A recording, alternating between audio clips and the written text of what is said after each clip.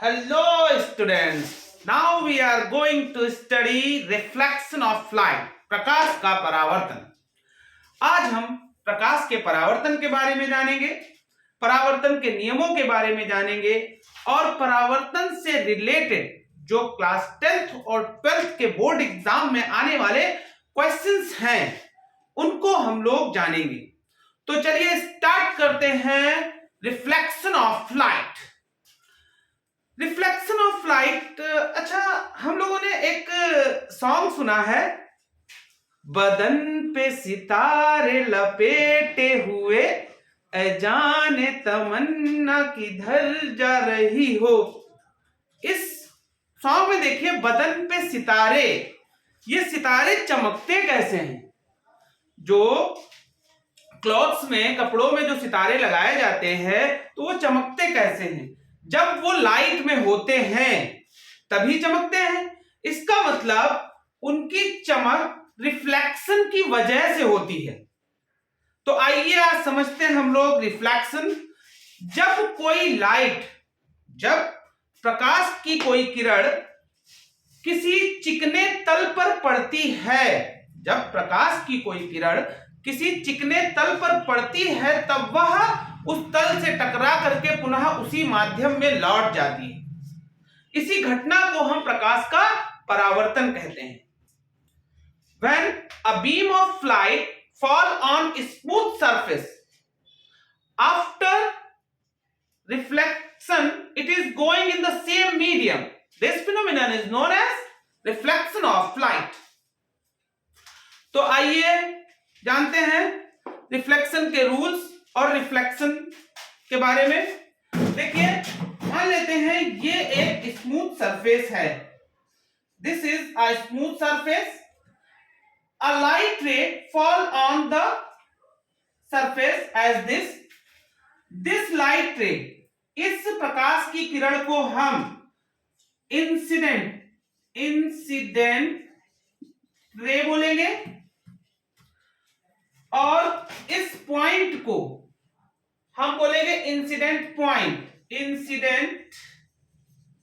Point. और इस point से एक एज्यूम्ड लाइन, एक काल्पनिक रेखा जाएगी, उस लाइन को हम बोलेंगे नॉर्मल या अभिलंब। इस लाइन को बोला जाएगा नॉर्मल या अभिलंब, नॉर्मल।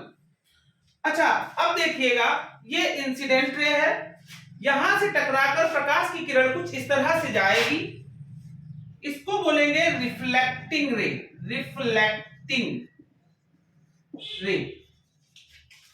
ठीक है, ये रिफ्लेक्टिंग रे, ये इंसिडेंट रे, और नॉर्मल और इंसिडेंट रे के बीच के एंगल को इंसिडेंट एंगल I, नॉर्मल और रिफ्लेक्टिंग रे के बीच के एंगल को रिफ्लेक्टेड एंगल R बोला जाता है। तो देखिए हमारे यहां बोर्ड में क्वेश्चन इस तरह से आ सकता है कि व्हाट इज नॉर्मल, नॉर्मल क्या है, अभिलंब से आप क्या समझते हैं? तो अभिलंब यह एक काल्पनिक रेखा है जो इंसिडेंट पॉइंट मींस आपतन बिंदु से होकर जाती है और स्मूथ सरफेस के मतलब रिफ्लेक्टिंग सरफेस के परपेंडिकुलर होती है, अभिलंबवत होती है। यह एक काल्पनिक रेखा है जो आपतन बिंदु से होकर जाती है और रिफ्लेक्टिंग सरफेस के अभिलंबवत होती है। चलिए आइए और इसमें आगे जानते हैं रिफ्लेक्शन के रूल। रिफ्लेक्शन के रूल दो हैं। Number 1, angle I is equals to angle R। Angle I और एंगल R बराबर होते हैं। Angle I means incident angle और रिफ्लेक्टेड एंगल दोनों बराबर होते हैं। दूसरा रूल है, आइए दूसरे रूल को समझते हैं। एक प्लेन है मेरे पास, एक पर्दा है, पर्दे पर हम कितनी भी लाइन खींच सकते हैं लेकिन पर्दे के आर पार कोई लाइन नहीं खींची जा सकती है। तो दूसरा रूल ये कहता है कि इंसिडेंट रे, रिफ्लेक्टिंग रे और normal, incident ray, reflected ray और नॉर्मल तीनों एक ही पर्दे पर होते हैं। ठीक है, क्या है? इंसिडेंट रे, रिफ्लेक्टेड रे और नॉर्मल तीनों एक ही प्लेन पर होते हैं। ये दूसरा हो गया सेम प्लेन। अच्छा, अब हम इससे रिलेटेड जो प्रॉब्लम्स बोर्ड में आती हैं वो समझ लेते हैं। अच्छा, एक प्रॉब्लम हमारे पास ये आती है, अगर कोई प्रकाश की किरण को हम अभिलंबवत आपतित करते हैं, तब ये बताइए कि इंसिडेंट एंगल और रिफ्लेक्टेड एंगल क्या होगा। ये एक स्मूथ सरफेस है, इसके अभिलंबवत हम प्रकाश की किरण को आपतित कर रहे हैं, नॉर्मली हम इसको इसके ऊपर डाल रहे हैं। तब देखिए इस कंडीशन पर जो एंगल आई होगा वो 0 होगा और एंगल आर भी 0 होगा। समझ रहे हैं आप लोग? एंगल आई भी 0 और एंगल आर भी 0।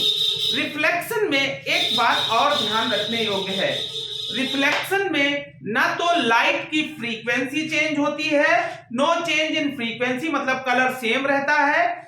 दूसरा, इंटेंसिटी नहीं चेंज होती है, उसी तीव्रता की रहती है प्रकाश की किरण, ठीक है। ना ही वेवलेंथ चेंज होती है, ना ही वेवलेंथ चेंज होती है, मतलब तरंगदैर्घ्य भी सेम रहती है। रिफ्लेक्शन में सब कुछ समान रहता है, बस रिफ्लेक्शन में होता क्या है, वो जो सरफेस होता है प्रकाश की किरण के रास्ते को चेंज कर देता है और प्रकाश सेम माध्यम में जाती है।